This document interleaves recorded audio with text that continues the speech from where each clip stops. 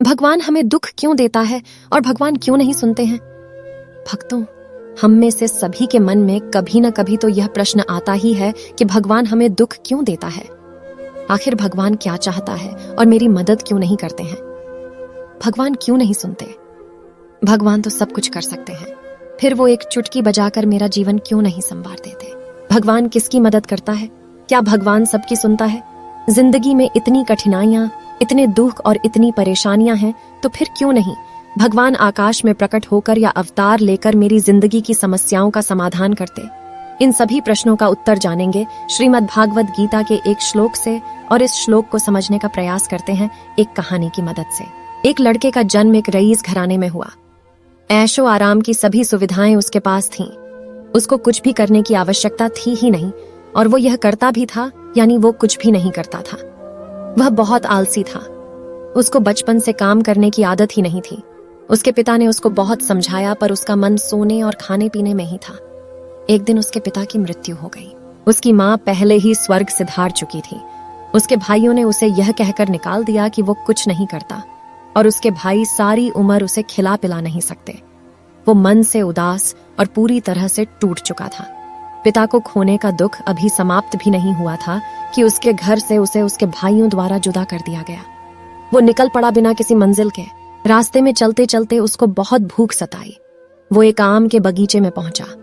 उसने देखा कि आसपास कोई भी मौजूद नहीं है। बगीचे की रखवाली करने वाला माली एक पेड़ के नीचे गहरी निद्रा में सो रहा था, तो उसने आम तोड़कर खाने शुरू कर दिए।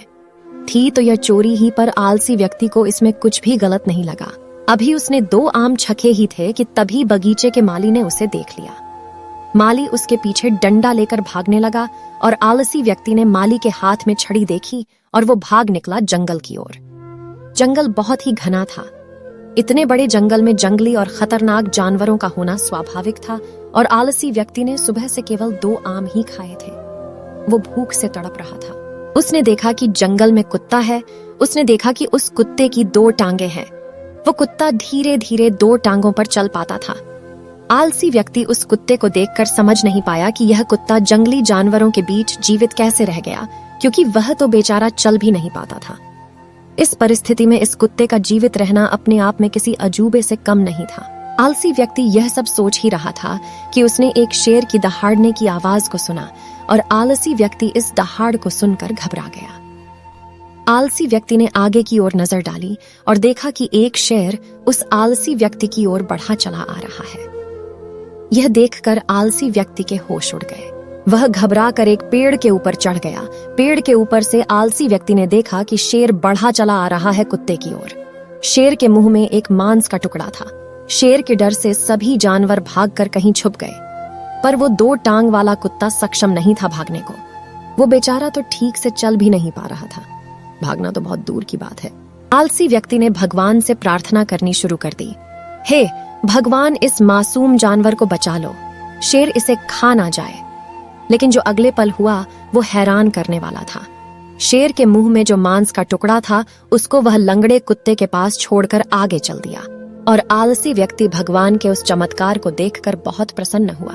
आलसी व्यक्ति ने मन ही मन सोचा कि किसी ने उससे कहा था कि भगवान सब कुछ करते हैं, तो उसको तो कुछ भी करने की आवश्यकता ही नहीं। भगवान ने उसको जन्म दिया है तो उसके बारे में कुछ तो सोचा ही होगा। अब उसको लगा उसको बहुत बड़ा ज्ञान प्राप्त हो गया है, और वो जा बैठा पेड़ के नीचे इस प्रतीक्षा में कि भगवान उसके लिए भोजन का इंतजाम करेंगे। कुछ घंटे बीत गए, भगवान ने किसी को नहीं भेजा। आलसी व्यक्ति की नजर बार बार उस व्यक्ति को ढूंढ रही थी जिसको भगवान ने भेजना था उसको खाना खिलाने के लिए, पर कोई नहीं आया। भगवान ने किसी को भेजा ही नहीं। पूरी रात बीत गई, परंतु कोई नहीं आया। अब वो कब तक इंतजार कर सकता था? उसके सब्र का बांध टूट गया। उसने सोचा, आखिर भगवान हमें दुख क्यों देता है? और वो लगा जोर जोर के चिल्लाने, भगवान, मेरी किस्मत में ही इतना दुख क्यों, इतनी तकलीफ क्यों? क्या बिगाड़ा है मैंने तुम्हारा? आखिर किस बात का बदला ले रहे हो तुम मुझसे? इस आलसी व्यक्ति की बात सुन ली जंगल में साधना कर रहे एक साधु ने। वह साधु जा पहुंचे आलसी व्यक्ति के पास।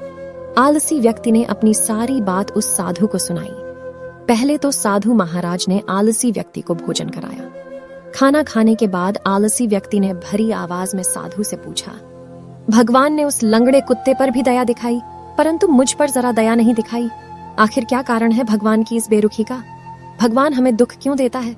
साधु ने उत्तर दिया, यह सत्य है, भगवान ने हम सभी के लिए एक योजना तैयार की है और तुम भी उसकी योजना का हिस्सा हो, परंतु तुम भगवान के इशारे को नहीं समझे। भगवान तुम्हें उस लंगड़े कुत्ते की तरह नहीं बनाना चाहता, बल्कि भगवान तो चाहते हैं कि तुम उस शेर की तरह बनो जिसने उस लंगड़े कुत्ते की मदद की, उसको खाना खिलाया। सच यही है कि भगवान भी उसी की मदद करते हैं जो स्वयं की मदद करता है। श्री कृष्ण जी ने कहा है, कर्म न करने से कर्म करना श्रेष्ठ है। यदि तू कर्म नहीं करेगा तो शरीर का रिवाह भी नहीं होगा। अगर आपने अभी तक हमारे चैनल को सब्सक्राइब नहीं किया है तो चैनल को सब्सक्राइब कर लेना।